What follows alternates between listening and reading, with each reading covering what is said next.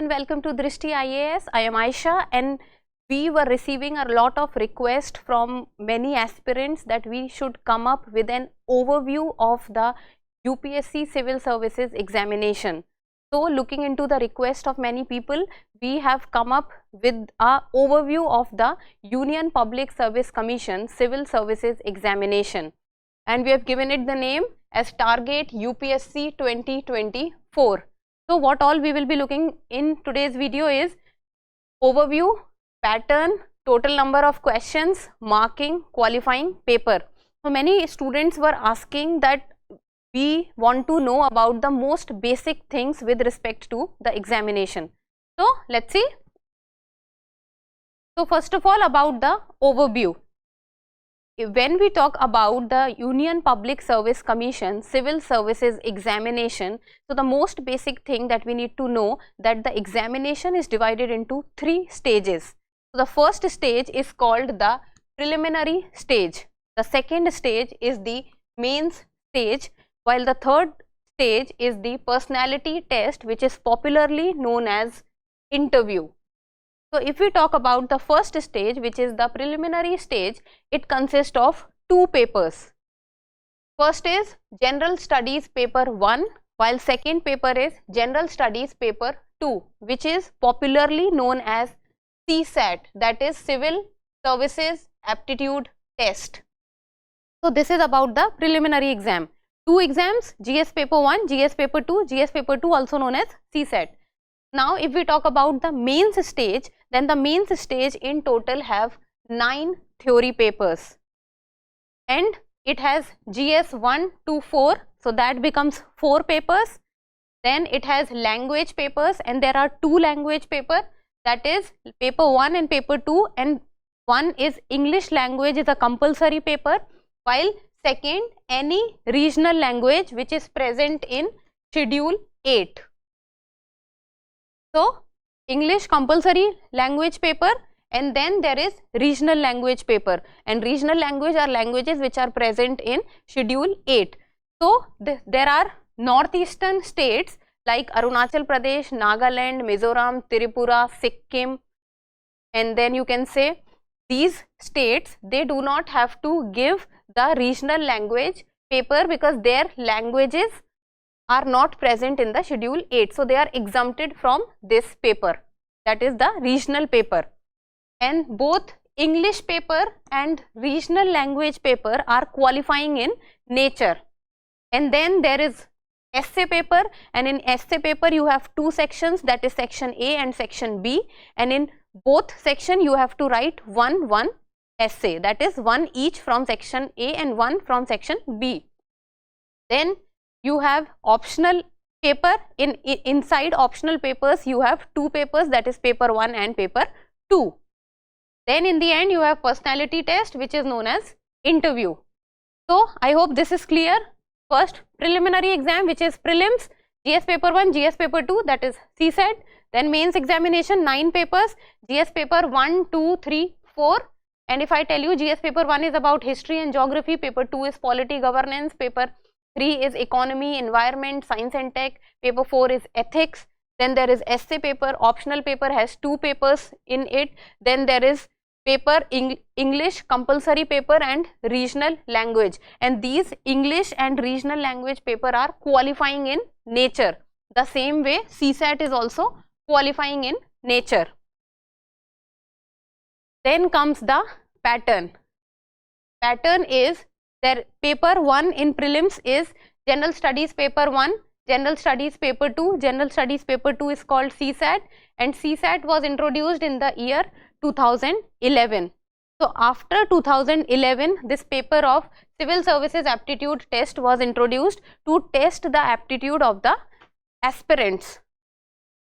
Now, about the total number of questions, if we talk about GS paper 1, then it has in total 100 questions. 100 questions it has. Then if we talk about GS paper 2, which is CSAT, it has 80 questions. So, GS paper 1 is 100 questions, GS paper 2, which is CSAT, has 80 questions.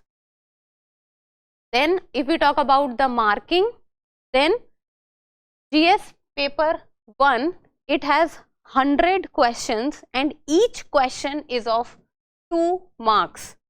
That means 100 into 2 becomes 200 marks. GS paper 1 consists of 200 marks. 100 questions, each question 2 marks.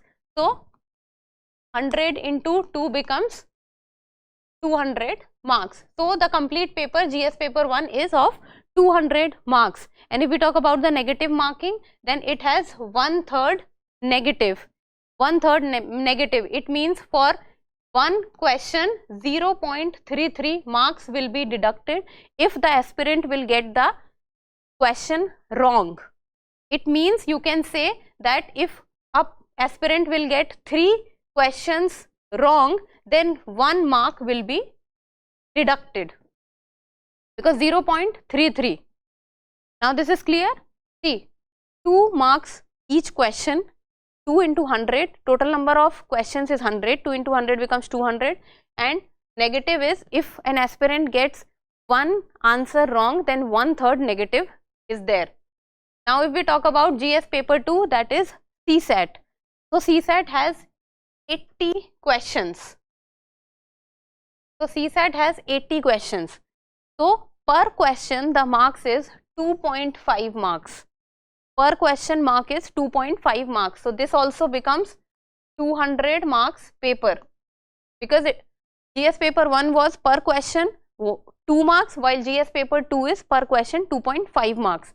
The same way, if an aspirant will get 1 question wrong, then 1/3 negative will be done. Now coming on to the mains examination. If we talk about mains examination, then in total the marks is 1750. 1750 marks the mains examination is total consist of. Then if we talk about then the language paper, that I told you that the English language compulsory paper and any regional language that a person can choose. So language paper consists of 300 marks each.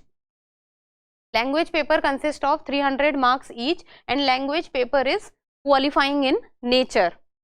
And then apart from the language paper, there comes 7 other papers, and these 7 papers consist of 250 marks each.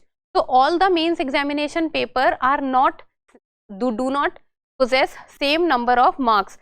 Language papers, both language papers are 300 marks, while all other 7 mains examination, that is GS paper 1, GS paper 2, GS paper 3, GS paper 4, optional paper 1, paper 2, then you have essay. So these consist of 250 marks each.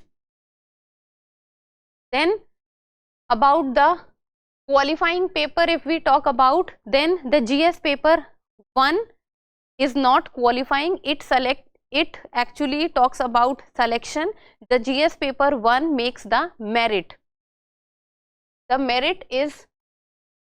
merit comes through GS paper 1, while GS paper 2, that is CSAT paper, it is qualifying in nature. So just the CSAT paper is qualifying in nature. So in total, an aspirant has to score 33% marks. 33% marks means out of 200, if an aspirant scores 66 marks, then the aspirant will be able to qualify. And out of 80 questions, if an aspirant gets absolute, I am talking about absolute 27 questions right, then the person or the aspirant would be able to qualify. So GS paper 2 qualifying in nature, aspirant has to score 33% marks. That means from 200 marks that becomes 66 marks, and in absolute terms this becomes 27 questions. In 27 questions one cannot get any question wrong. Absolute right 27 questions has to be there.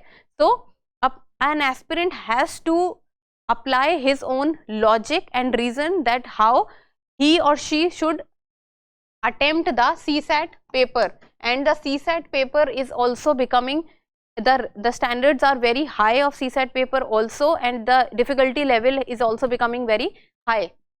So they need to see that how many questions they are getting right, how many questions they need to leave, and the time management also an aspirant has to see within it. So this was about qualifying paper, then about the marking scheme, then the total number of questions, then the pattern, and then the overview. So prelim stage, mains stage and personality stage. So if a person qualifies the CSAT exam and then also makes to the merit list, then prelim stage is cleared, then the person gets chosen to write the mains examination, and if the person selects in the mains examination also, then the person is selected to give the personality test, and that is to give the interview. So first stage is prelims, second stage is mains, and third stage is interview stage. So I hope now you must be very clear at least with the UPSC Civil Services examination. So that's all for today. Thank you so much for watching. Till we meet next time, keep reading and keep writing.